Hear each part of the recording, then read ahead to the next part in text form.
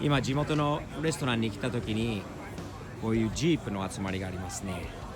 突然にいきなり一箇所にこのクロニーズグリルという地元の飲み屋さんでジープがこんなに集まりました。面白いジープ、これいつか乗ってみたいなと思う。かっこいいジープが多いよね、アメリカの文化。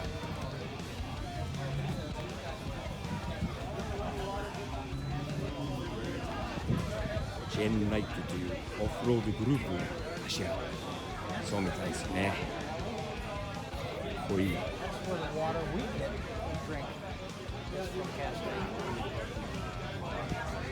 勝手にアポなしで撮らせてもらってます。かっこいいジープが多いです。ここにもありますね。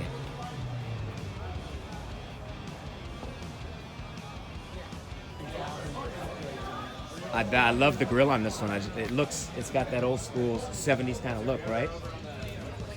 But the body itself is a lot newer. Good looking truck. All of them are. That's a serious winch, huh? Damn. Guess no problem getting out with that thing. This company here, Genrite, Yeah. they manufacture all the parts. Where are they located? Here in Sydney, Oh, nice. Cool. owners here, it's a meet and greet. かっこいい、みんな地元の業者さんです。面白い人が。Yeah, I'll give you one right now, for sure. すごい人が多いですね。かっこいいジープが多いです。よかった。やっぱり自分から声かけて挨拶してには何の恥ずかしいことがない。友達すぐ作れる。それはポイントなんだよね。本当に。これはアメリカ人だからってこうできるんじゃなくて、できるわけではなく、誰でもできる。日本人でも頑張ればできることなんでね。これ犬が乗ってる。いいね。